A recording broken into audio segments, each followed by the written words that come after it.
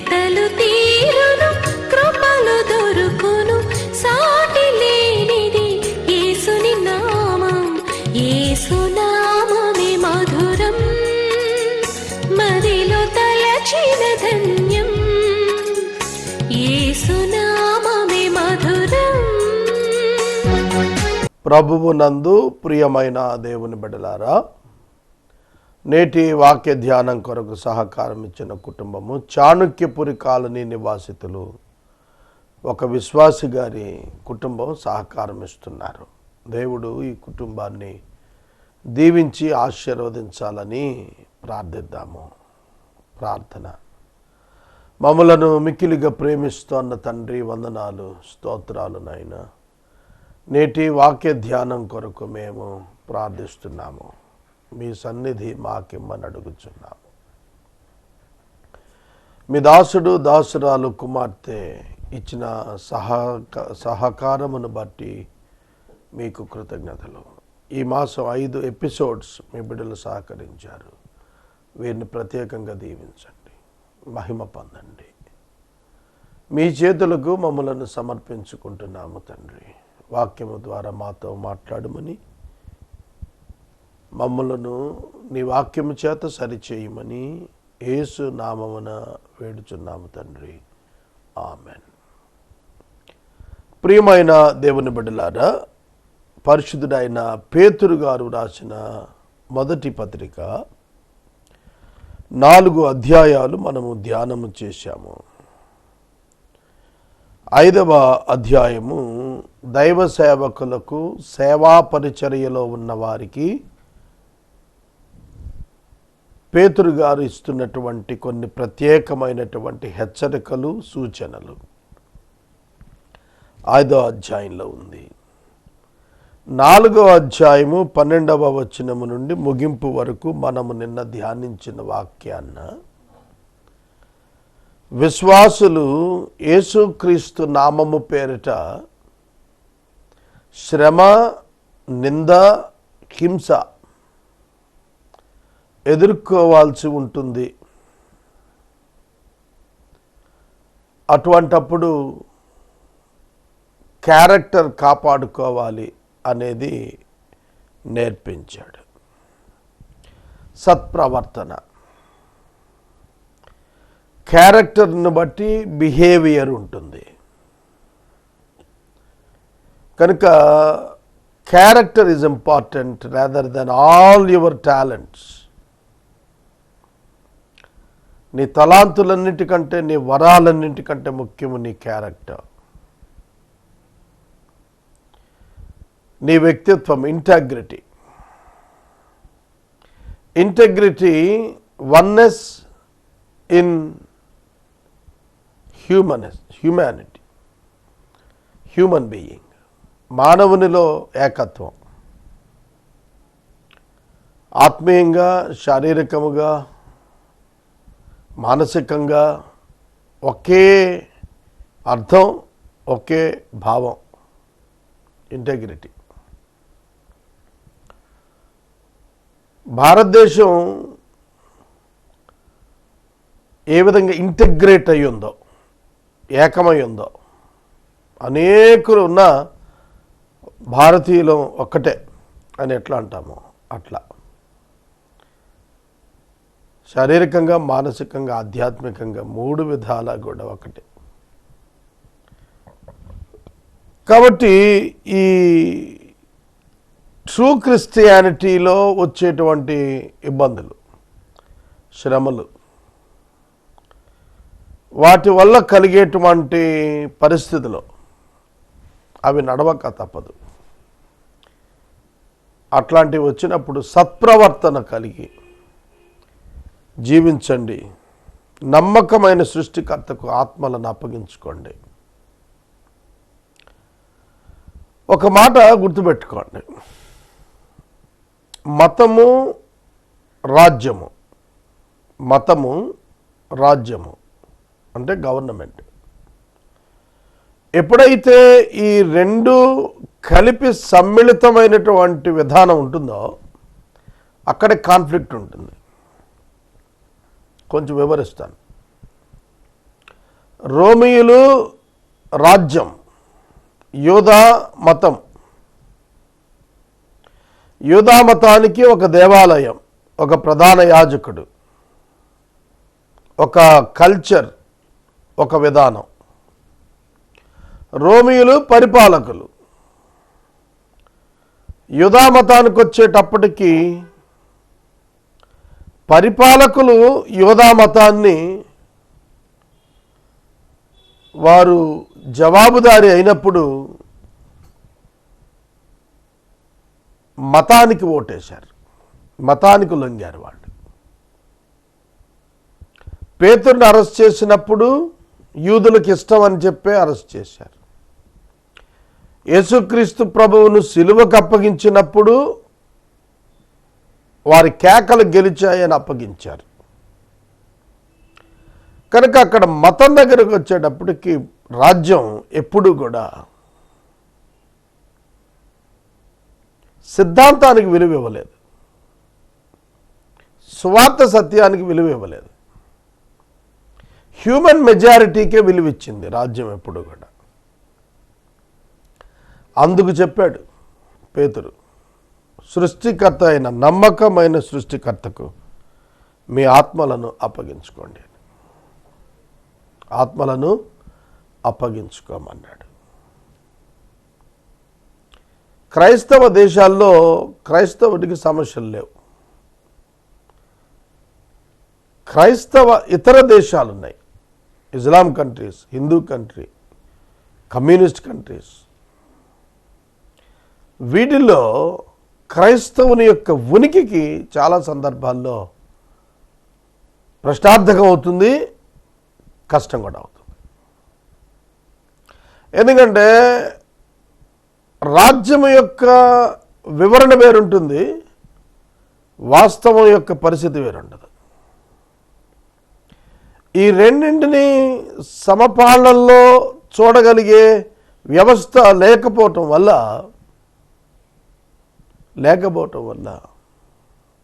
సమస్యలు ఉత్పన్నమవుతాయి. అప్పుడు నీతిమంతుడు ఏం చేయలేడు. నీతిమంతుడు ఏం చేయలేదు. యేసుక్రీస్తు ప్రభు 12 మంది శిష్యుల్లో 11 మంది పారిపోయారు, ఒక యోహాను మాత్రం ఉన్నాడు, ఒకడు ఉరిపెట్టుకుని చనిపోయాడు, మిగతా 10 మంది పరారైపోయారు. ఎవరి పక్షంగా నిలబడలేని పరిస్థితి. ఆ కాలంలో యూదుల యొక్క భయంతో వారు తలుపులు వేసుకుని దాక్కున్నారు. పరిశుద్ధాత్మ దేవుడు దిగి వచ్చి వారిని బలపరిచే వరకు కూడా వారు పబ్లిక్లోకి వచ్చి నిలబడలేకపోయారు. నిలబడినందుకు ఏమైంది? చంపబడ్డారు. హెబ్రీ పత్రిక 11వ అధ్యాయం చివరి వచనాలన్నీ వాళ్ళని గురించే రాయబడ్డాయి. నమ్మకమైన ఆత్మకు, నమ్మకమైన సృష్టికర్తకు మీ ఆత్మలను అప్పగించుకోండి. కనుక మన దేశంలో ఎటువంటి చట్టాలు ఇంపోజ్ అవుతాయో, ఎక్స్ప్లనేషన్స్ కాల్డ్ ఫర్ అవుతాయో ఎప్పుడు ఎవరికి తెలియదు. గొర్రెల కొరకు కాపరి పనిచేస్తున్నప్పుడు, విశ్వాసుల కొరకు దైవజనుడు పనిచేస్తున్నప్పుడు ఆ విశ్వాసుల యొక్క అన్ని అవసరతల మేరకు అతడు నిశ్చేషుడైపోతాడు. కొన్ని సందర్భాల్లో బట్ ఏం చేయలేడు.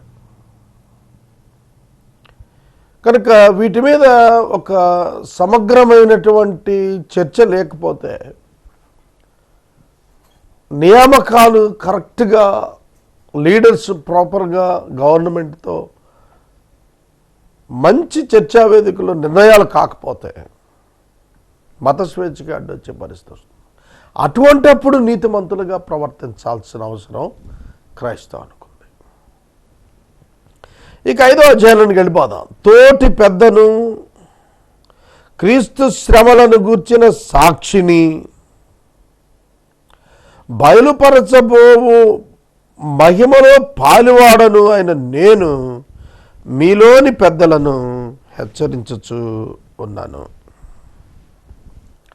It's a great warning. So I exhort the elders among you as a fellow elder. తను అపోస్తలుడిని అని చెప్పుకోలేదు, తోటి పెద్ద అని చెప్పుకున్నాడు.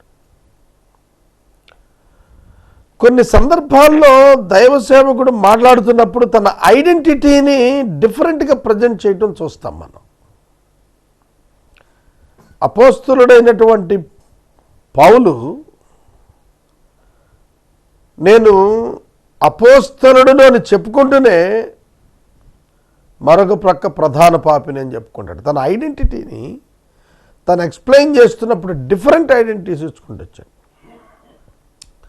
ఇక్కడ పేతురు తనను అపోస్తలుడు అని చెప్పుకోకుండా, యేసు పెద్ద శిష్యుడిని అని చెప్పుకోకుండా, నేను మీ తోటి పెద్దను, పెద్దలైన మీతో మాట్లాడుతున్నాను అని అన్నాడు. అన్నప్పుడు తనను లోకల్ లీడర్షిప్తో ఐడెంటిఫై చేసుకున్నాడు. అది చేత కావాలి.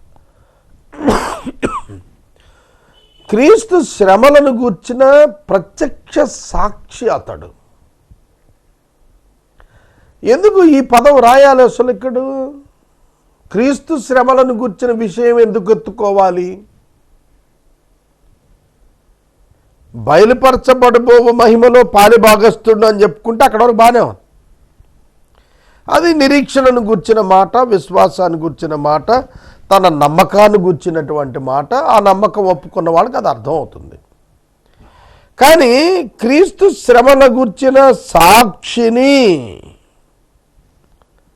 హెచ్చరించటానికి ఉన్న ఎలిజిబిలిటీయే ఆ సాక్షి స్థితి. పేతురు రాసినప్పుడు తాను రాసినటువంటి మాటలలో సంఘానికి శ్రమను గురించి రాస్తున్నప్పుడు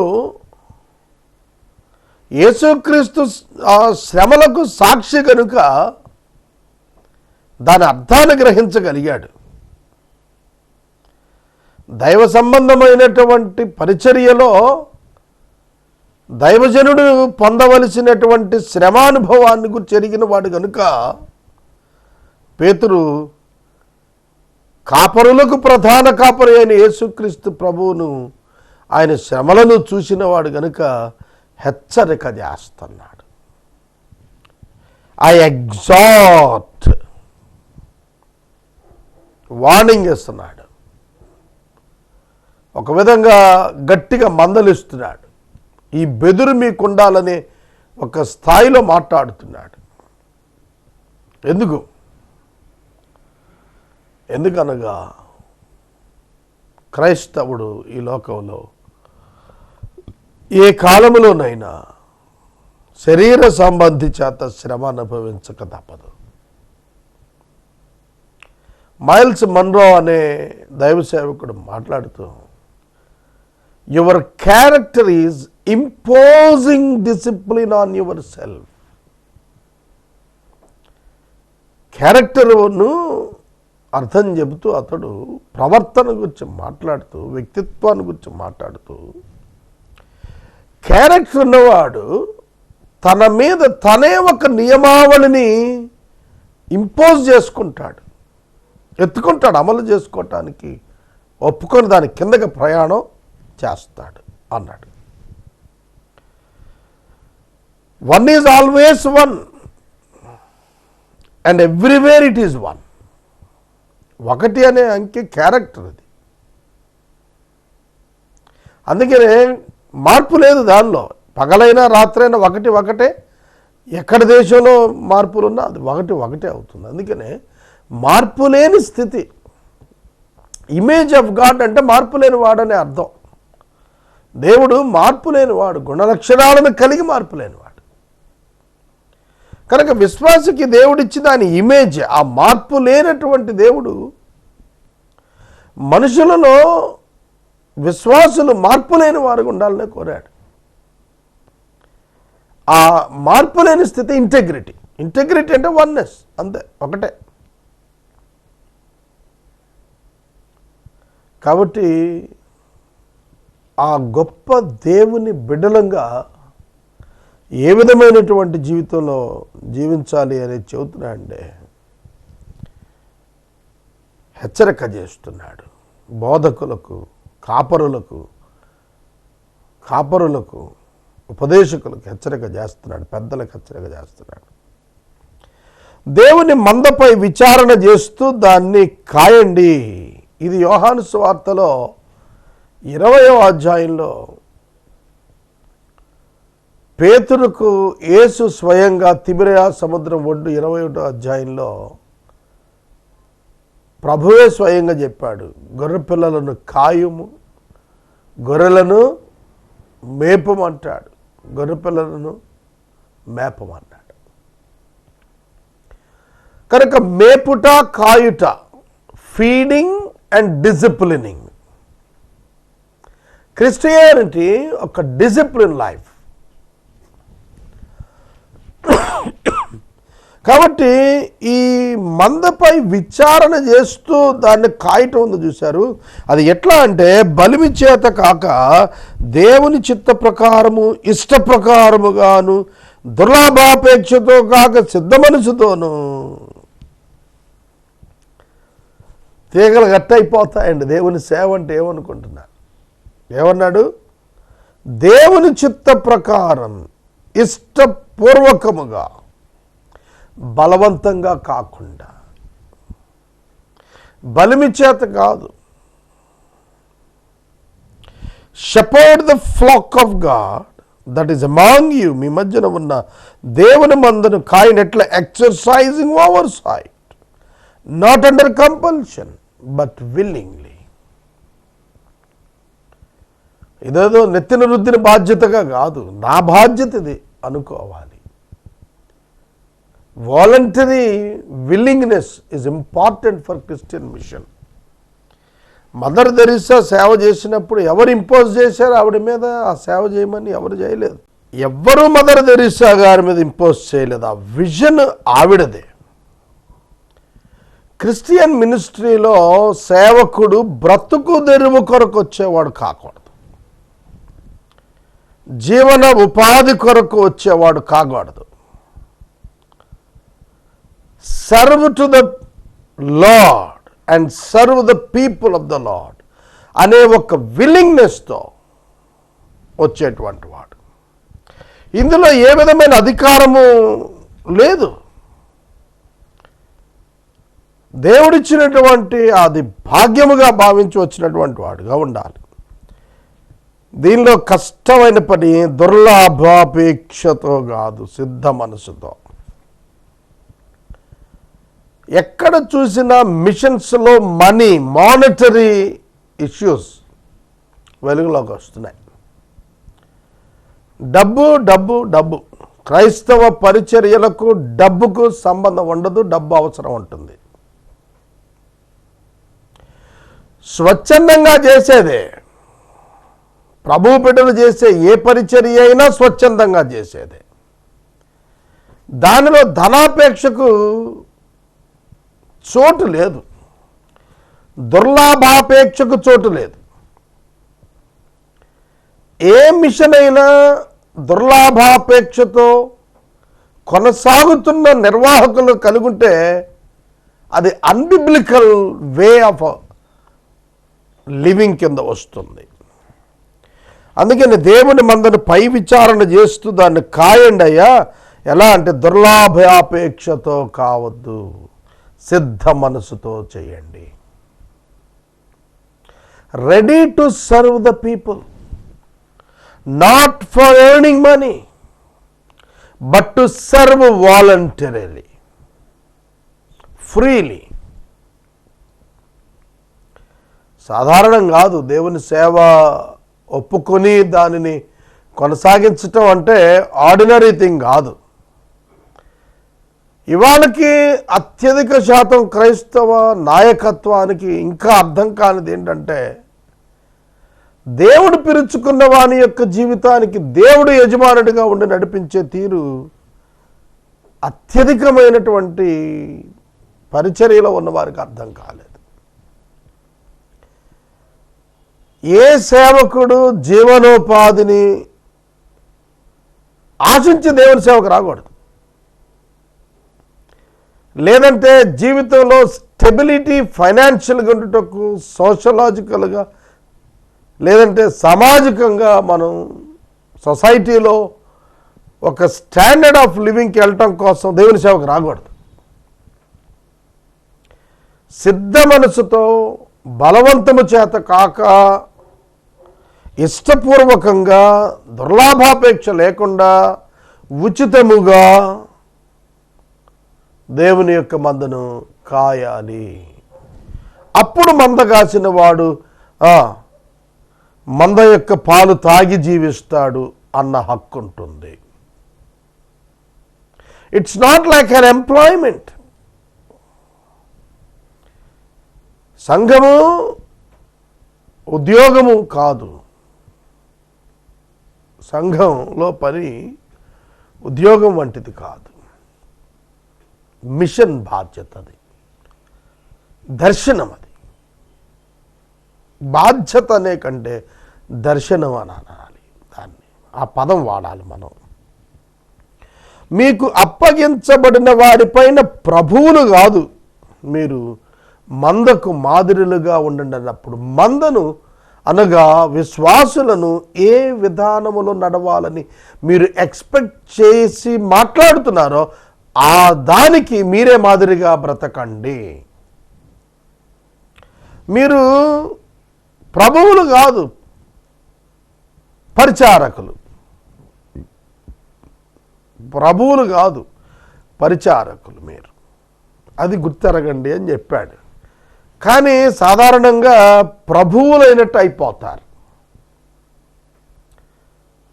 అనేక సంఘాల్లో పెద్ద పెద్ద దైవ సేవకులు ఇవాళ మందకు మాదిరులుగా లేరు, ప్రభువులుగా కనపడతారు.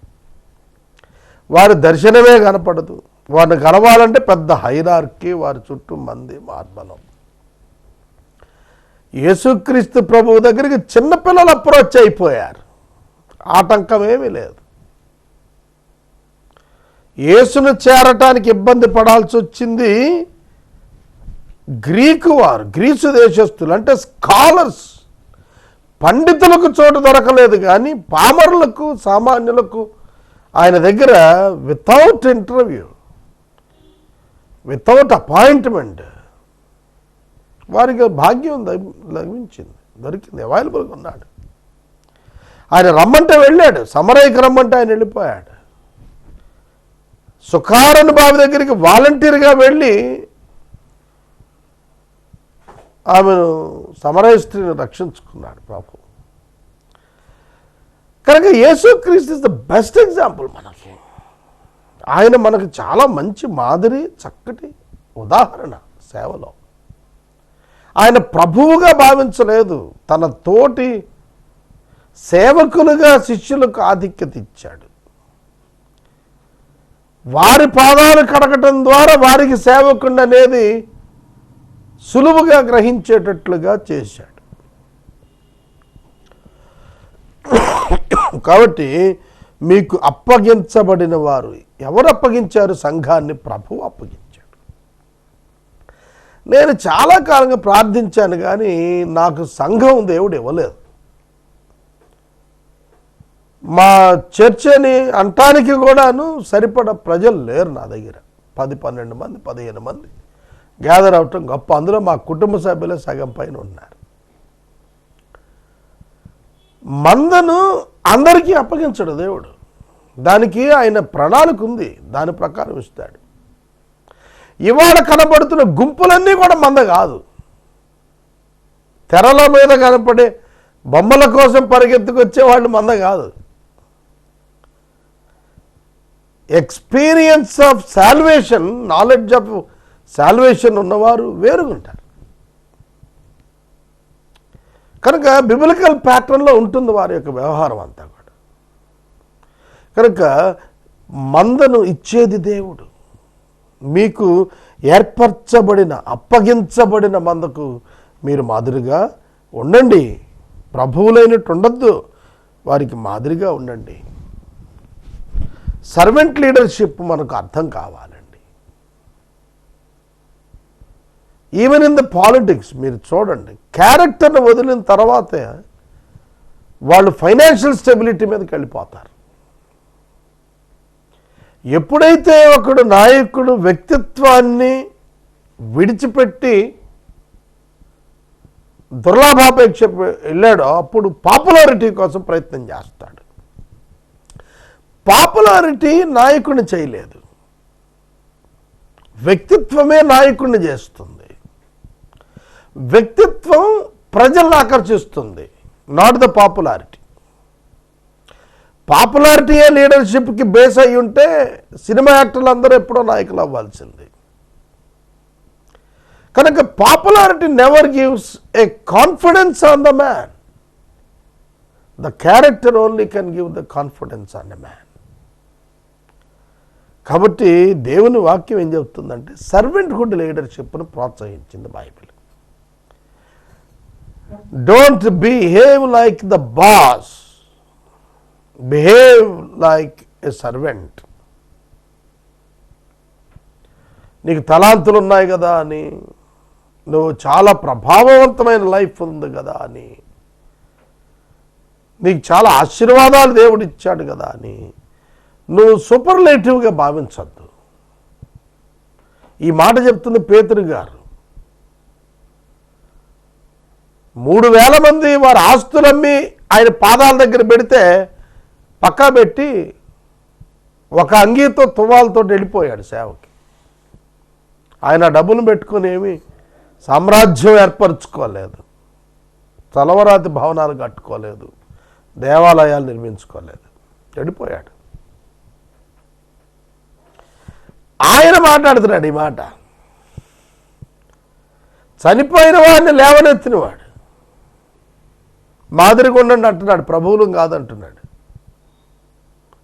ఆయన నీడ పడితే రోగులు లేస్తారని మంచాలు తెచ్చి రోడ్ల మీద పెట్టారు ఆయన నడుస్తున్నప్పుడు. ఆయన చెబుతున్నాడు, నేను కాదయ్యా దేవుడు చేసింది. ఇవాళ పూర్తి భిన్నమైనటువంటి అంత్యకాలపు క్రైస్తవ్యం నడుస్తుంది. కనుక జాగ్రత్తగా ఉందాము. Do not deviate from the scripture. సత్యము నుండి వాక్యము నుండి తొలగిపోవద్దండి. పద్ధతులను బట్టి తొలగిపోవద్దు, వాక్యాన్ని బట్టి స్థిరపడదాము. సేవకులకు హెచ్చరికిస్తున్నాడు, be careful about your life. మీరు జీవితం జాగ్రత్త చూసుకోండి. మీ జీవితంలో ఉన్నది చూస్తారు, నీ నోట బోధించింది దాన్ని ఎవడు చూడడం. ఒక మామిడి చెట్టు ఫలించుతుంది, దాని ఫలములు ప్రజలను ఆకర్షిస్తాయి, ప్రజలు అక్కడికి వస్తారు. మామిడి చెట్టు పళ్ళు తీసుకెళ్ళి అందజేయదు. People will attract you for the fruits coming out of your life. కనుక bearing fruit is different from the root of the tree. Character is the root, actions are the fruits. నీ క్యారెక్టర్ సరిగా లేకుండా నీ fruits చేత నువ్వెవరిని భ్రమింప చేయలేవు. అదే హెచ్చరిక, ప్రార్థన. నేటి వాక్య ఉపదేశానికి సహకారం ఇచ్చిన కుటుంబం చాణక్యపుర కాలనీ నివాసితులు ఒక విశ్వాసి గారి కుటుంబం సహకారం ఇస్తున్నారు. దేవుడు సహోదరుణ్ణి సహోదరిని వారి కుమార్తెను దీవించాలని నేను ప్రార్థిస్తున్నాను. ఈ మాసం 5 ఎపిసోడ్స్ ఈ కుటుంబం సహకరించారు. డిసెంబర్ నాటికి బైబిల్ కంప్లీట్ చేస్తాం. ఈ లోపట విశ్వాసులైన మీరు ఒక ఎపిసోడ్ సహకారం ఇస్తే 4th టైం ఆర్గనైజ్డ్గా మరొక బైబిల్ స్టడీ తెరలేపటానికి ప్రభువును ప్రార్థన చేస్తున్నాం. మీ సహకారం మీరు అందించండి. ప్రార్థన. మమ్మల్ని మిక్కిలిగా ప్రేమిస్తున్న తండ్రి వందనాలు. వాక్యము ప్రసారము చేసిన బిడ్డలను దీవించుము, వాక్యము విన్న బిడ్డలను ఆశీర్వదించుము. మీ కార్యము మీరు జరిగించగా మేము ఆటంకముగా ఉండకుండా చేయము. యేసు నామాన్ని అడుగుచున్నాము, ఆమేన్. తండ్రి అయిన దేవుని ప్రేమ, కుమారుడైన యేసుక్రీస్తు వారి యొక్క కృప, పరిశుద్ధాత్మ దేవుని యొక్క అన్యోన్య సహవాసం సదాకాలం మనందరికీ తోడైండును గాక, ఆమేన్.